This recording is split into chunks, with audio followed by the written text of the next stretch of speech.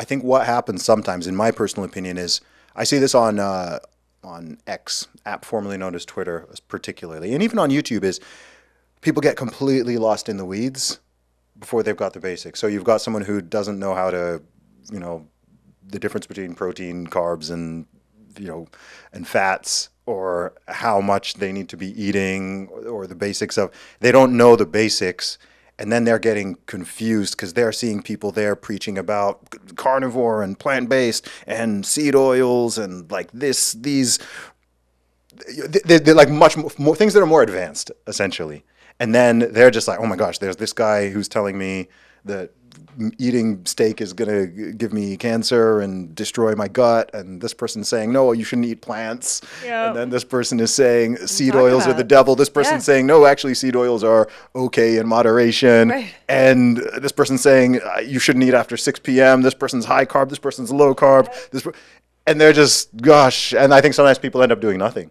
So with me, when I give advice, if I'm talking to someone who's already like super versed in nutrition and they're already healthier, then it can be a different conversation. If it's just someone who's sitting there and they're just, they're huge, then it's just like, okay, let's step it up. It's okay, your diet right now, what you're eating, what you're drinking, like it's all bad. So let's go bit by bit. We're probably not going to get you, boom, immediately onto some super, like ultra perfect diet. Step by step. Yeah, You'd be surprised though. Yeah, a lot of people don't eat too much. A lot of people aren't eating. You don't think? Well, a lot of people I speak to are just living on coffee until about 2 p.m. And then they eat one meal. Okay. No, but they've already destroyed their metabolism. Okay. By extreme dieting, eating too much and then Okay. not enough. Like what Penelope was doing. She was like binging and then she would stop eating for 2 weeks. And that yo-yo dieting starts to harm your metabolism. Some people though are totally out of control and they're eating like 4 burgers a day, one meal at a time. But believe it or not, the majority of people I speak to actually are really, they know they have a problem. They're feeling really guilty about it, and they don't actually eat that much. And then they're broken, kind of. Interesting. Not they are broken, but their metabolism is broken, and it takes time to heal that. Yeah, that's fascinating. I'm sure we'll talk to different people. The majority of people I've ever helped in this regard, it's just overconsumption. Yeah. Oftentimes, just not even knowing. I'll tell you. I'm often careful not to say it's just like eating too much. I tend to say consuming. Because so many people drink 6, 7, 8, 900, 1,000 plus calories per day. I know. And they don't even notice it. Yeah, it's true. These people are going to like Starbucks and they'll drink some milkshake. It's like 600. Yeah.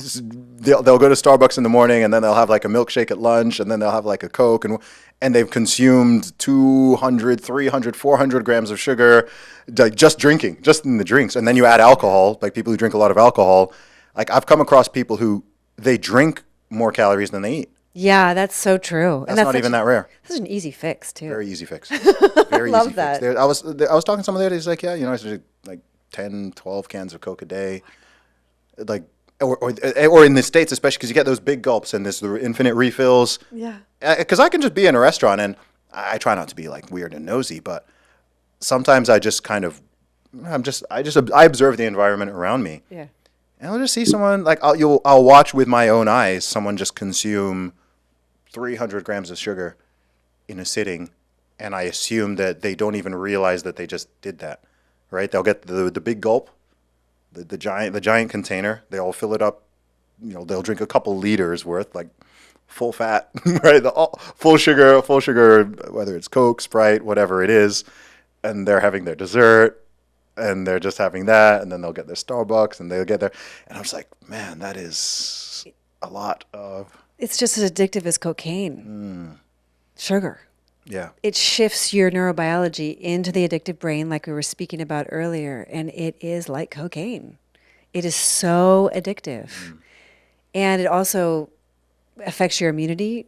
I mean, you get your immune system tanks. Like if you think you're susceptible to disease anyway because you're obese, I mean, eat sugar and then see what happens. It increases your inflammatory response.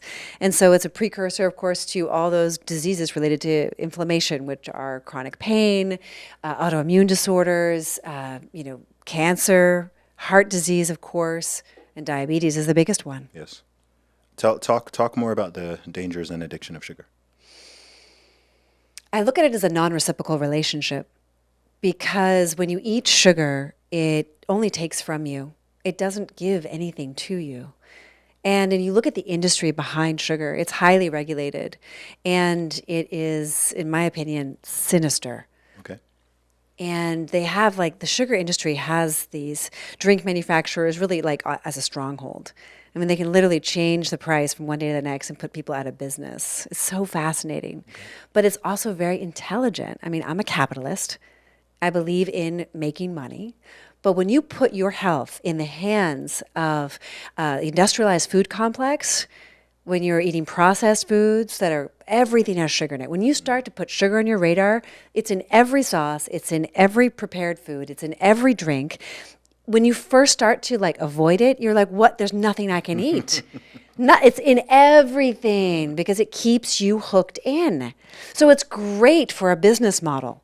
But it's not great when you're putting your health, in opposition to it. Mm. And so it's a huge problem, I think. Yep. And if you want to start somewhere with your health, get off sugar. Okay. Just make it non-negotiable. Because to me, it's not a negotiable relationship. You're either on it or you're off it. There's no in between. I have worked with thousands of people, and the ones that try to keep that in between, it's just like torture. It's interesting. It keeps you in a stronghold of addiction, and it's shocking. And people who are in the addiction, they know it. They're like, oh, I got to eat less sugar. They wake up, they feel hungover. They haven't been drinking necessarily, but they just feel hungover. And you have this chronic inflammation, which causes premature aging, wrinkles, those diseases related to aging, like heart disease and diabetes, of course. You tire out your pancreas. Your pancreas will. Do you not have any sugar at all? I have fruit. Okay. I do eat fruit in moderation, and I occasionally will make homemade chocolate. Mm-hmm. It's really good. It's really good. So good. And I make it with dates. Okay. That's still fruit. Yeah. Honey or? Honey sometimes, when I'm sick, okay. I will definitely take some honey. But it's not in my, we put it in our dressing sometimes, mm-hmm. our salad dressings, but it's really, really, really minor. Okay.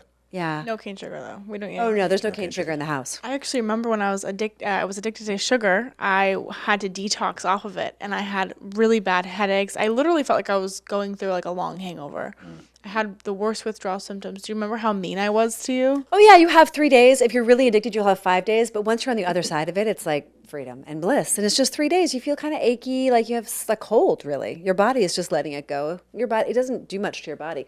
What's really interesting is that there's the bacteria in your gut crave it. And if you don't get, and that's what gives you that strong desire to get more and more and more.